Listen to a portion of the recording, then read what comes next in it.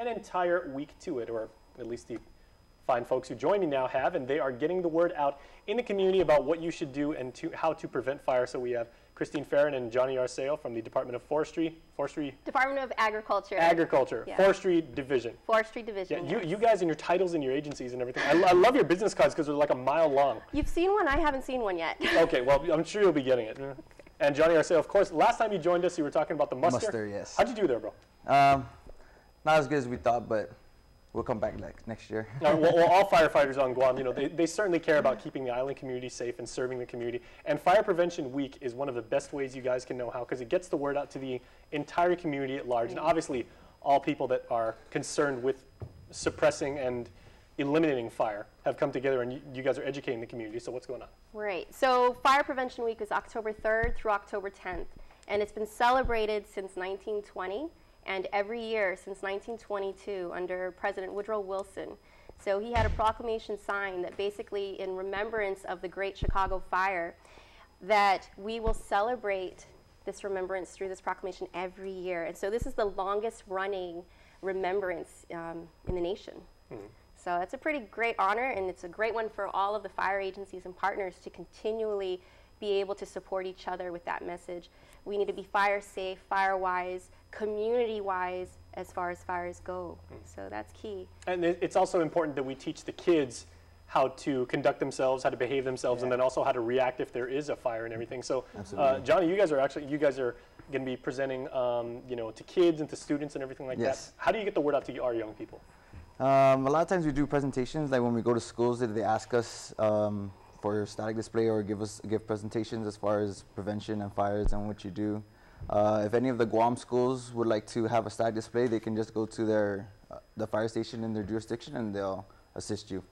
Yeah. And you guys are real life heroes. So when you guys show up at schools and, you know, like young kids who have never seen like a real life firefighter, they get a kick out of it, yeah. Yeah, and you know, I mean, they get this big rush and they're like, wow, you know, tell me about your job. And yeah. And probably the biggest thing is you guys, you know, respectively bring, was it Sparky the fire dog, and then Smokey the bear? The Guam Fire Department has Sparky the fire dog, and Guam Forestry has Smokey Bear.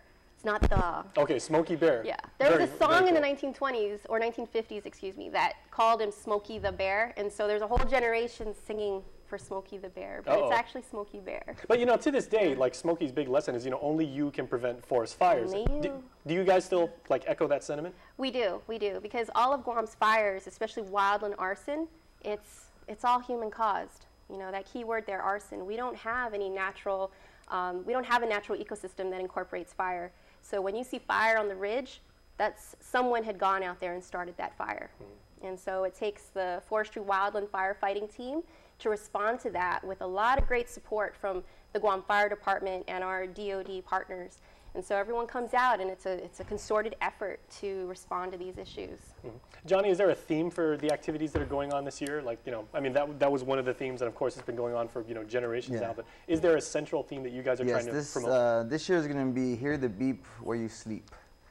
Focuses on having prevention, like smoke alarms in rooms, especially since a lot of the fires occur at night when you're sleeping. So to have something in your room to tell you if there's a fire or smoke alarm, or that really helps with the prevention of fires. And you guys have been telling us for years that, you know, even if you have a smoke alarm which may never go off, hopefully it never does, but even if you do, you should be changing your batteries once a year, even if they're fresh batteries, right? Yes. Just, you can never be too safe. Yes. Definitely check. Push that little button that lets you check your alarm.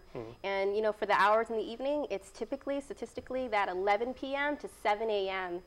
Time frame when these fires are happening. And majority of the time, they appear to be mechanical, electrical. Maybe we're overloading those outlets and power strips. Sometimes cigarettes. Yeah, like you said, you know, people, you know, chucking cigarette butts out and, you know, just to get rid of it in the car, and it winds up, you know, starting a fire in one of the jungles, which is terrible. We have yet to really prove that happens.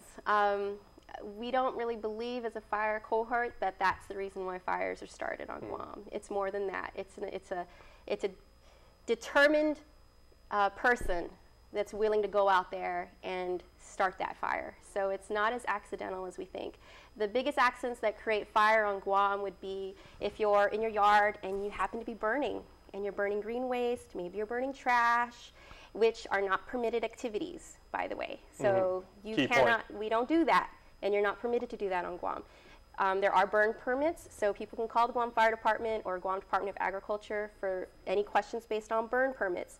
But other than that, no, there are no burnings prohibited. Now, you guys just aren't, you know, linking up just to do this interview right now. You guys are actually doing these presentations jointly.